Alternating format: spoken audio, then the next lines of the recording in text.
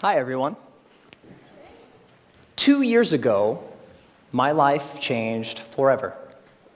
My wife, Kelsey, and I welcomed our daughter, Leela, into the world.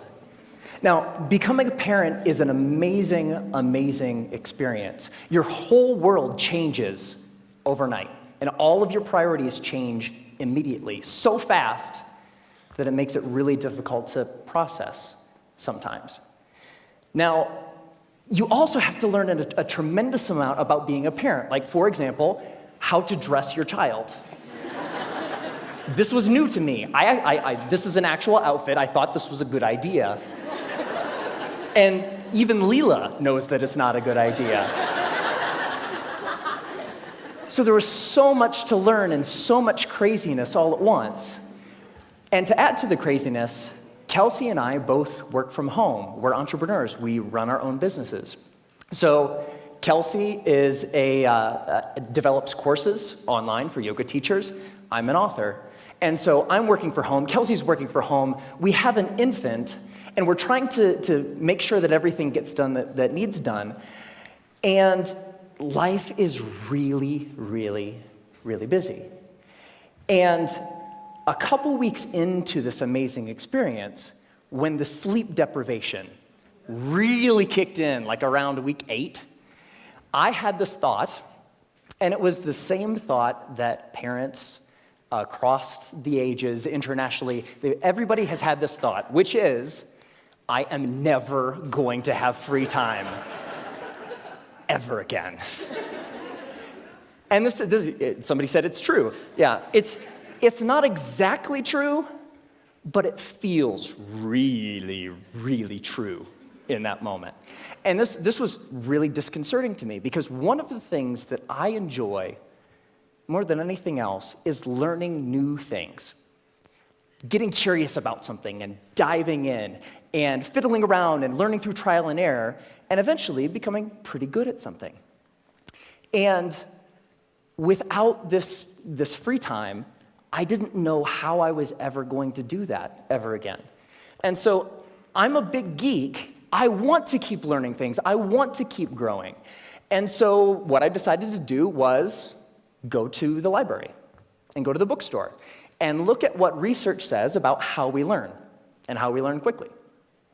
And I read a bunch of books, I read a bunch of websites, and trying to answer this question: how long does it take to acquire a new skill? You know what I found? 10,000 hours. Anybody ever heard this? 10,000. It takes 10,000 hours. If you want to learn something new, if you want to be good at it, it's going to take 10,000 hours to get there. And I read this in book after book and website after website, and my mental experience of reading all of this stuff was like, no!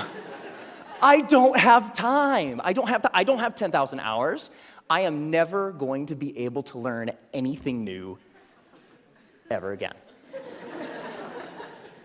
But that's not true. So 10,000 hours, just to give you a rough order of magnitude, 10,000 hours is a full-time job for 5 years. That's a long time. And we've all had the experience of learning something new, and it didn't take us anywhere close to that amount of time, right? So what's up? There's something kind of funky going on here. What the research says and what we expect and have experiences, they don't match up. And what I found, here's the wrinkle. The 10,000 hour rule came out of studies of expert level performance. There was a professor at Florida State University. His name is K. Anders Ericsson. He's the originator of the 10,000 hour rule. And where that came from is he studied professional athletes, world-class musicians, chess grandmasters, all of these ultra-competitive folks in ultra-high-performing fields, and he tried to figure out how long does it take to get to the top of those kinds of fields. And what he found is the more deliberate practice, the more time that those individuals spent practicing the elements of whatever it is that they do, the more time you spend, the better you get. And the folks at the tippy top of their fields put in around 10,000 hours of practice. Now, we were talking about the game of telephone a little bit earlier. Here's what happened. An author by the name of Malcolm Gladwell wrote a book in 2007 called Outliers, the Story of Success. And the centerpiece of that book was the 10,000 hour rule. Practice a lot, practice well, and you will do extremely well. You reach the top of your field. So the message, what Dr. Erickson was actually saying is, it takes 10,000 hours to get to the top of an ultra-competitive field in a very narrow subject. That's what that means.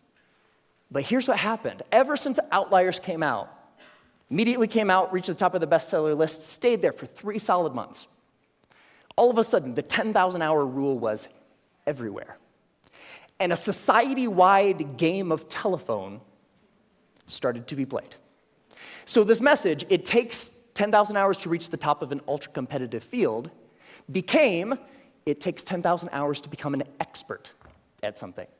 Which became, it takes 10,000 hours to become good at something. Which became, it takes 10,000 hours to learn something.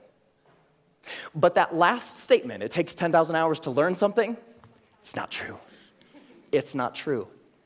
So, what the research actually says, if I spend a lot of time here at the CSU library in the cognitive psychology stacks, because I'm a geek.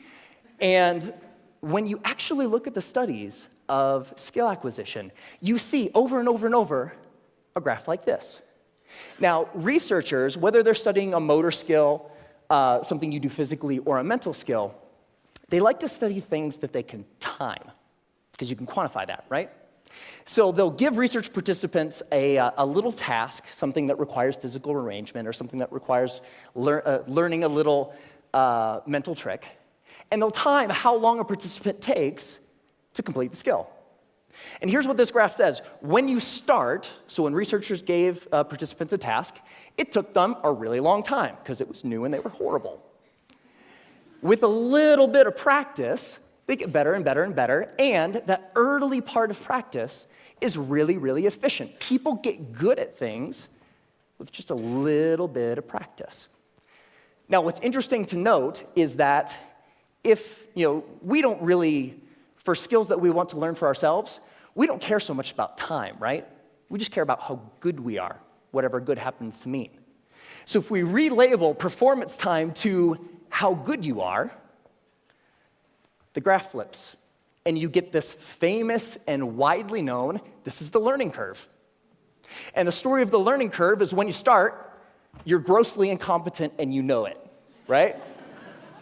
With a little bit of practice, you get really good really quick. So that early level of improvement is really fast. And then at a certain point, you reach a plateau, and the subsequent gains become much harder to get. They take more time to get.